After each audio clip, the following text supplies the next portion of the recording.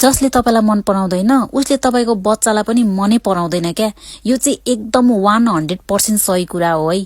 पहिला मलाई यो कुराहरू विश्वासै लागेको थिएन के, तर जब आफूमा पर्यो नि तब मात्र थाहा पाएँ मैले। वर्षौंदेखि तपाईसँगै हुनुभएको तपाईको साथीभाइ, इष्टमित्र र रिलेटिभ्सहरूको असली अनुहार देखिदो रहेछ कि आमा बनिसकेपछि। को आफ्नो र को पराई यही बेलामा थाहा हुने रहेछ के। मान्छेले भन्छन् नि एउटा आमाले अर्को आमाको दुःख पीडा बुझ्छ भनेर, तर त्यस्तो नहुने रहेछ के। सबै आमा चाहिँ एउटै नहुने रहेछ। म अलि रुड साउन्ड गरिरहेको छु होला, बट ट्रुथ इज ट्रुथ। आफू 2-3टा बच्चाको आमा भइसकेर पनि अर्को आमालाई कसरी प्याच्च वचन लाउन सक्छन् के फेरि।